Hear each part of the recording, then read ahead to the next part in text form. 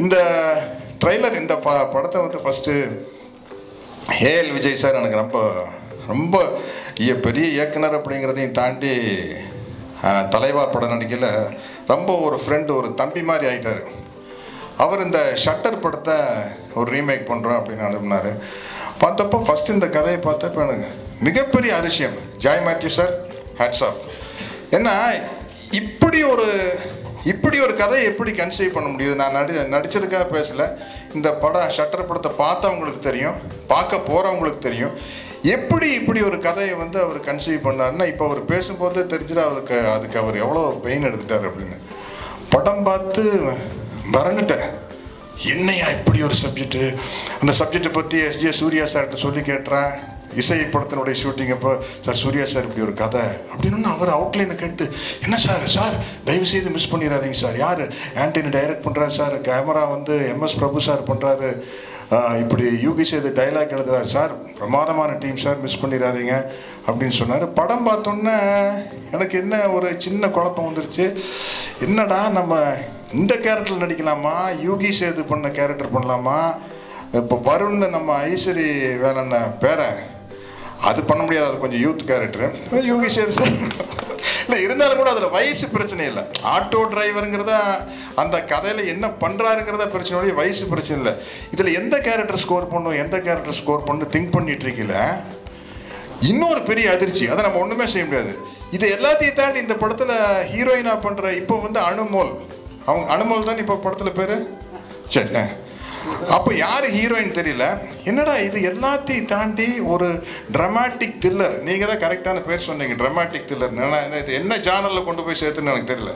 Dramatic thriller. சரி, நம்ம எதுக்கியா Yuki Sethu sir கேரக்டராக இந்த கேரக்டராக குழப்பம் பண்ணோம். எப்படி இருந்தால் இந்த படம் வரல.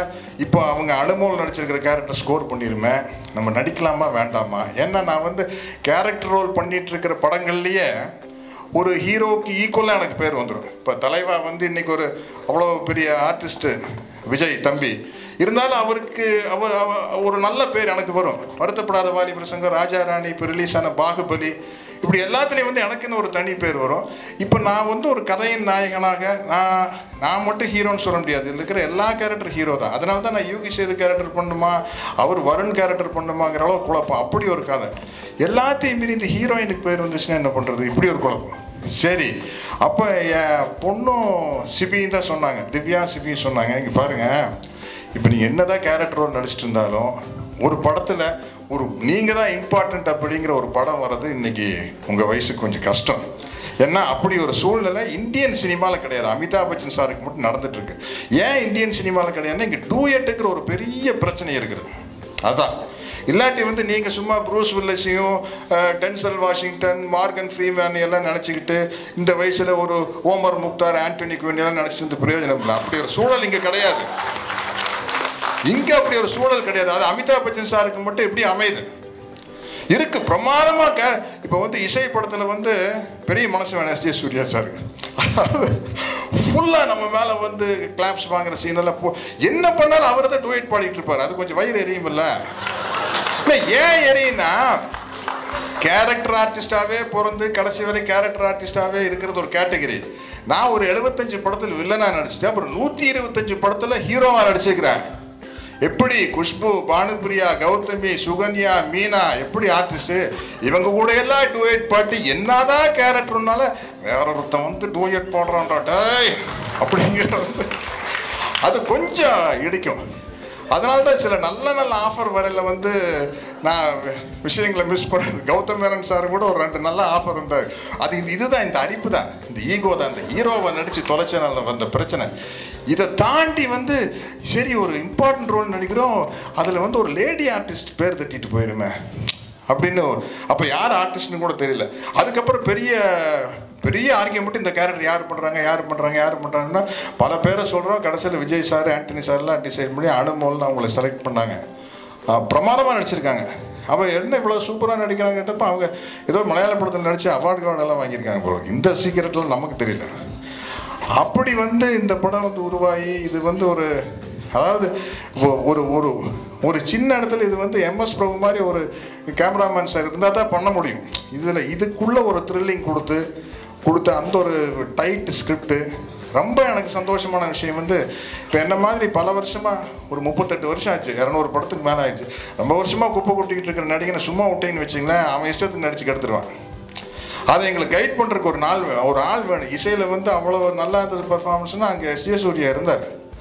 இன்றைக்கி பாகுபலியில் வந்து கட்டப்பானா பின்னாடி ராஜமௌழி. இல்லாட்டி நம்ம விளையாட்டுத்தனமாக அப்படியே இருந்துட்டு அது ரொம்ப விளையாட்டு புத்தி எனக்கு அதிகம். ஸோ லொக்கேஷன் ரொம்ப ஜோக் அடிச்சு சிரிச்சுட்டு ஒரு 2-3 நாள் பார்த்துட்டு கேரக்டர் ஒரு சீனியர் ஆர்டிஸ்ட் இப்போ பார்த்தாரு. அப்புறம் ராஜமௌழி தனியாக ஒதுக்கிட்டு போய், சார் ரொம்ப ஜோக் அடிச்சு வச்சுருக்கீங்க சார், ரொம்ப முக்கியமான சீரியஸான படம் சார் அப்படின்னு கெஞ்சிற நிலைமை கொண்டு வந்துட்டேன் இந்த படத்தில். அதுதான் பிரச்சனை நம்மக்கிட்ட. அப்படி இருக்கல எடிட்டர் ஆண்டனி வந்து அவர் இன்னைக்கு இந்தியாவில் பெரிய எடிட்டராக இருக்கிறார். கௌதம் மேனன் சார் படம், எஸ்.ஜே. சூர்யா சார் படம், சங்கர், நம்ம கேவி ஆனந்த் சார் படம் எல்லாம் அவர் தான் பண்ணுறாரு. பட் இருந்தாலும் கூட டைரக்டராக வந்து அவர் புதுசு. இருந்தாலும் கூட கொஞ்சம் கூட அவர் தயங்காமல் என்கிட்ட வந்து நடித்து காட்டினார். நான் அப்படியே பாட்டிருந்தேன்.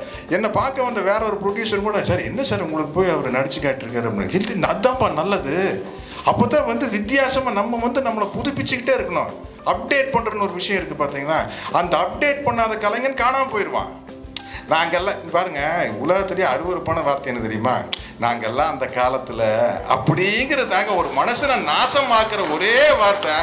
சார் அந்த வால்டர் வெற்றிவேல்ல டேய் அதுதான் முடிஞ்சு போச்சேடா, 20 வருஷம் ஆகி போச்சு. அமைதிப்படையில் வந்து அந்த சேர்ல பாரு வாங்க போறேன், அது பார்த்தாச்சு, கைதட்டியாச்சு, முடிஞ்சாச்சு. இப்ப நீ என்ன சொல்லு, இப்ப சத்யராஜங்கிற யாரு அதை சொல்லு. அதை சொல்லிட்டே இருந்தோம்னு வச்சுங்களேன், சினிமாவில் இருந்துட்டே இருக்கலாம். அதை சொல்ல வைக்கிறதுக்கு நம்மளை விட வயசு குறைவானவங்களையும் நம்மளை விட ஜூனியர்களையும் நம்ம அனுமதிக்கணும். ஒரு எடிட்டர் ஆண்டனி சார் நடிச்சு காட்டுறேன்னா அதை வந்து உன்னிப்பாக பார்க்கணும் அப்படின்னு பார்க்கக்கூடாது. என்னமோ சரி அவர் என்னமோ ஃபீல் பண்ணுறாருல, அதை உள்வாங்கி அப்படியே பண்ணாதான் நிற்கும். அப்படியே தான் நான் பண்ணியிருக்கேன். இதில் ஒவ்வொரு சின்ன அசைவும் அவர் சொன்னது தான். நம்ம வந்து அந்த விஷயம் மட்டும் பார்க்காம இருந்தாலே வந்து சினிமாவில் மட்டும் இல்லை, வாழ்க்கையிலையும் வந்து நீங்கள் வந்து கண்ணு காது மனசு எல்லாத்தையும் திறந்து வச்சா தான் புதுசாக விஷயத்தை உள்ளே வரும்.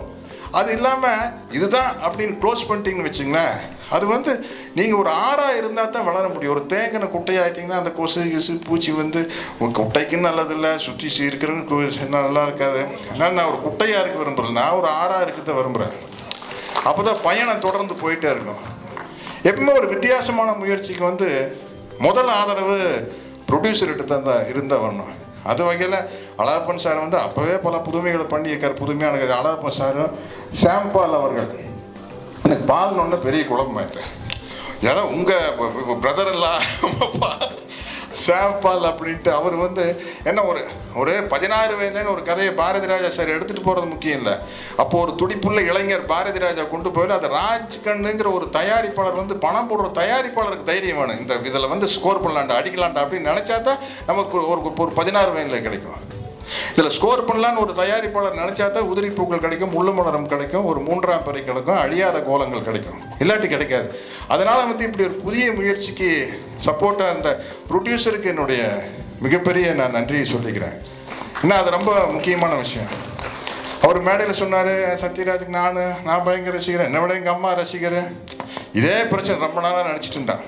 ஒரு புது பொண்ணு ஒரு மல்லிகான்னு ஒரு கேரளாலேருந்து ஒரு ஆர்டிஸ்ட் வந்து நான் ஒரு படத்தில் நினச்சேன், சார் ஐயோ சார் எந்த அம்மே உங்கள் படத்தை 100ஆவது நாள் பார்த்து பேடிச்சு போய் இப்போ பக்கத்தில் இருக்கிற என்ன நினைப்பாங்க, ஓ இவங்க அம்மா ஸ்கூலில் படிக்கிற காலத்தில் இவன் நடிச்சிருக்கானா, என்னையா அது எந்த அம்மே ஸ்கூலில் படிக்கிற 100ஆவது நாள் படம் பார்த்து பேடிச்சு போய் சார். இதெல்லாம் தான் இந்த வயசை காட்டி கொடுக்குற விஷயம். எங்கேயோ பேச ஆரம்பிச்சு எங்கேயோ சிரிச்சுட்டு போயிடுச்சு. ஓகே, ஒரு நல்ல டீமில் இருந்தது எனக்கு ரொம்ப மகிழ்ச்சி. என்ன எல்லாம் விஜய் சார் மாதிரி ஆண்டனி சார் மாதிரி இன்னும் புதுசாக வர டைரக்டர்லாம் வந்து என்னை கைட் பண்ணி இந்த பையன் சத்யராஜ் ஒருத்தர் 40 வருஷம் கழிச்சு அவசரப்பட்டு பெரிய நடிகளானான்னு கோயம்புத்தூர்லேருந்து சொல்லாமக்குலாம் ஓடி வந்துட்டான். நீங்கள்லாம் என்னை பார்த்து அப்படியே தள்ளிட்டு போகணுன்னு கேட்டுக்கிறேன். நன்றி, வணக்கம்.